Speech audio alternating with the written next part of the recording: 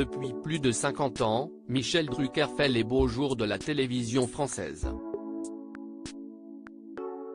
Durant toutes ces années, il s'est aussi forgé des amitiés avec d'autres personnalités et notamment avec Pascal Sevran, lui aussi animateur télé pendant de nombreuses années. Si ce dernier est aujourd'hui décédé, le célèbre présentateur de Vivement Dimanche garde des souvenirs bien précis de l'homme qu'il a été.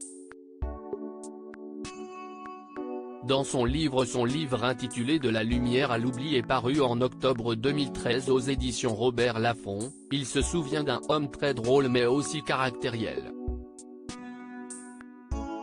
Toujours très professionnel tout au long de sa carrière, Pascal Sevran a cependant fini par prendre la grosse tête.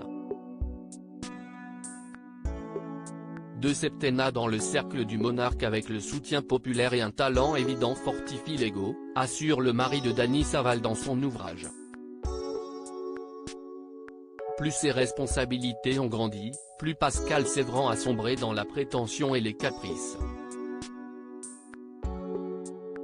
Il est devenu plus important encore qu'on ne l'a cru. À un moment Jack Lang le chargea même d'une mission officielle pour la défense de la chanson française.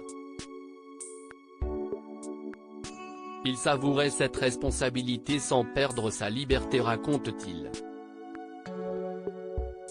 Rire des autres et de soi ne s'est jamais éteint chez lui.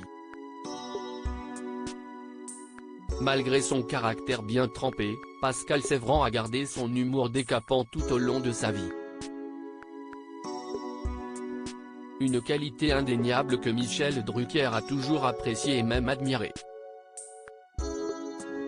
J'en arrive à sa qualité première à mes yeux, d'un bout à l'autre de sa vie, Pascal Sevran a préféré l'humour à tout. Le grand mot est lâché, celui qui vous protège le mieux du pouvoir et des vanités, dérision et autodérision. Pascal avait du caractère, bon et mauvais, ses caprices pouvaient tourner à la fureur, mais jamais assez pour briser son humour. Rire des autres et de soi ne s'est jamais éteint chez lui. Explique-t-il. Jusqu'en 2008, année où l'animateur s'est finalement éteint, Michel Drucker et lui ont entretenu une belle amitié. Pascal était mon ami. Il n'avait rien oublié de la brève période où je lui avais fait gagner un peu mieux sa vie quand il en avait encore besoin, conclut-il avec nostalgie.